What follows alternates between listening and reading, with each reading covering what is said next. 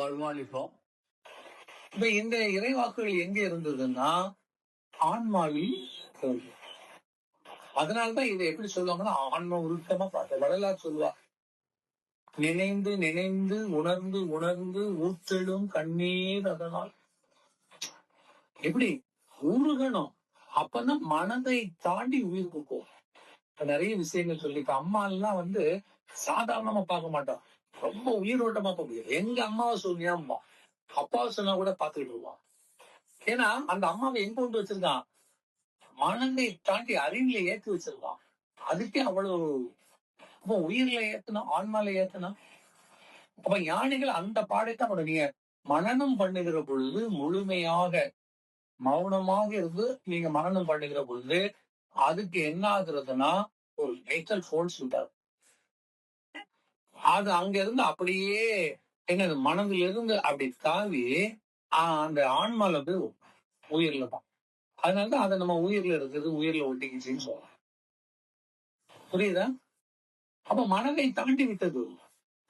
எப்பொழுதும் என்ன உயிர் உங்கள்ட்ட இருக்கிறது வரை ஆன்மா கூட தான் இருக்கும். அங்க கடைசி அந்த எஜ்ஜில வாசல்ல போகும்போதுதான் அது அங்க இருந்து அந்த ஆன்மா எங்க போகும், தாண்டி ஓடும். ஆன்மாவும் அந்த அறிவும் சேர்ந்துதான் இறைத்த போகும். இரட்டை குறியிட்ட அந்த இரண்டு அங்க போய் ஒன்றாகும். எல்லாமே மண்ணுல வெளியில வரும்போது எல்லாம் ரெண்டு தான். ஒன்றாகிறது அந்த இறைநிலை. அப்ப அந்த ஆன்மாவும் அறிவும் ஒன்றாய் உள்ள போகும்போது அது இறையோட கலம். உயிர் காணாமல் போகுது. இப்போ இவ்வளவு பெரிய ஆற்றலுக்கு ஆன்ம பரிபந்தத்தை உண்டு பண்ணுவதற்கு இறை அறிவை நாம செயல்படுத்துவதற்கு நமக்கு கை கொடுப்பது அறிவு. அப்ப இது சாதாரண பொருளா? இறைவேட்டை யாரும் உங்களுக்கு திருட முடியாது. அதுக்குதான் நான் உங்கள்கிட்ட இன்னொன்னு சொல்லியிருப்பேன். உங்களுக்கு வழங்கப்பட்ட இறைவேட்டை நீங்க தான் வச்சுக்கணும், பத்திரமா வச்சுக்கணும். உங்களுடைய பர்சனல் வச்சுக்கணும். யாரையும் தொட விடக்கூடாது, யாரையும் படிக்க விடக்கூடாது, யாரு கையிலும் கொடுக்க கூடாது. கூட நிறைய பேர் கேட்பாங்க, புக்கு தானே இது கொடுத்தா என்ன? ஐயா நிறைய புக்கு வாங்க வைக்கிறதுக்காக அப்பெல்லாம் பேசினாங்க. சொல்றவங்க சொல்லட்டும், நான் அதை பத்தி கவலைப்படவே இல்லை. இந்த காலத்துக்கு அந்த காலத்துக்கு இல்லையா? அவங்களுக்கு பாக்கியம் அவ்வளவுதான். அவன் காசுலயே அலையிறான். சாகுறதும் காசுன்னு தான் சாவான். அவனை எழுப்ப முடியாது, திருத்த முடியாது. இல்லையா? இது எப்படிப்பட்ட பொருள்னு உணர்ந்தா அது கூட இன்னொன்னு கூட சொல்லியிருப்பேன். இறைவேதத்துக்கு மேல வேற எந்த வெயிட்டையும் வைக்காது. இது உச்சத்தில் இருக்க வேண்டியது. அப்போ அதை நான் எப்படி சொல்லியிருப்பேன், சூட்சமா சொல்லியிருப்பேன். நல்லா புரியணும். உயிர்ல முதல்ல அடியில இருக்கிறது மனம், அப்புறம் அறிவு, அப்புறம் உச்சத்தில் இருக்கிறது ஆண். இந்த மூன்று பொருள்களோடு சேர்ந்து உயிர் நான்கு பொருளாக இருக்கிறதுன்னு சொல்லுவோம் இல்லையா? அப்போ உச்சத்தில் இருப்பது எது? ஆன்மா. அப்ப இறைவேதான் ஆன்மா பொருள். அதுக்கு மேல எதுவும் வைக்க கூடாதுன்னு அதான் சொல்லி சுட்டி காட்டி. புரியுதா? எவ்வளவு பெரிய விஷயம் உங்களுக்கு. அப்ப இந்த மண்ணுல மட்டும் இல்ல, இப்ப இருக்கக்கூடிய இந்த பிறவியில மட்டும் இல்ல, இனிமேல் எடுக்கிற மாதிரி இருந்தா அந்த பிறவிக்கும் ஒரு முறை நீங்க இந்த இறைவேட்டை முழுமையா வாங்கி அந்த ஆன்மால போற மாதிரி பதிய வச்சுட்டீங்கன்னா திரண்டியே கிடையாது. அடுத்த கட்டம். அதுக்குதான் அந்த நண்பர் கேட்டது நான் அவட சொன்னேன். நீங்க இருக்கும்போது அழிச்சிருவேன்னு சொல்றீங்க மனப்பதிவுகளை. அப்ப உங்களுக்கு பின்னாடி இது எப்படி அழியும்? இது எப்படி அழியும் இல்லையா?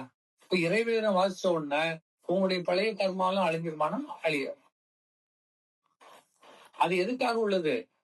உங்க ஆன்ம பொருளா கலந்து அங்க இருக்கக்கூடிய இறை அறிவை பர அறிவை இயக்குவதற்காக உள்ளது. பட் இங்க வாழ்கிற பொழுது அதுக்குள்ள கருத்துக்கள் எல்லாம் அது கொடுக்கும், அதுல இருக்கும். பட் உங்களுடைய பதிவுகளை அழிப்பதற்கு, புது கர்மா வராம இருப்பதற்கு அது வழியை காட்டும் இல்லையா? எது பண்ணா வழியை காட்டும். அப்ப அதை அழிப்பது யார்? நன்றாக சிந்திக்க. பழைய கர்மா எல்லாம் இருக்குது இல்லையா? மனதில் இருக்குது. அவன் அந்த பழைய கர்மாவை யார் அழிப்பா? உங்களாலையும் முடியாது, உங்களாலையும் முடியாது. இப்ப நல்ல சிந்திங்க, நல்ல சிந்திக்கணும். இது ஒரு பெரிய ரகசியம். இப்ப நீங்க எதுக்கு ஆளுமை கொடுக்குறீங்கன்னா, இறை வேதம் மூலமாக. இப்ப சிலவங்க நீங்க நம்ம ஊர்லயே பார்க்கலாம். இந்தியாவை பொறுத்த அளவுக்கு இந்தியா எப்படி இருக்குதுன்னு சொல்லியாச்சுன்னா, 2 பார்ட்டா இருக்கு. ஸ்டேட் ஸ்டேட் கவர்மெண்ட், அப்புறம் சென்ட்ரல் கவர்மெண்ட், அப்படியே ஒரு 2 பார்ட்.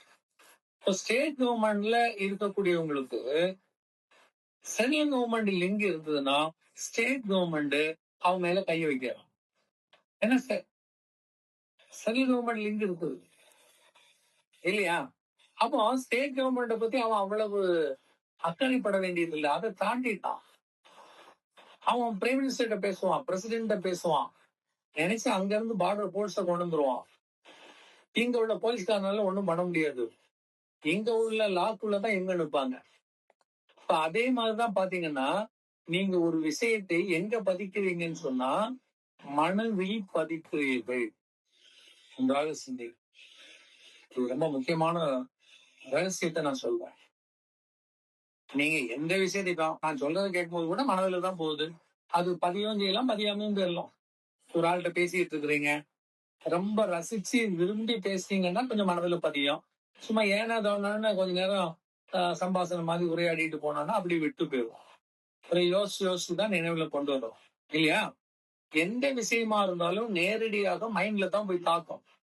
அதுல பதிவும் செய்யலாம், பதியாமையும் போகலாம்.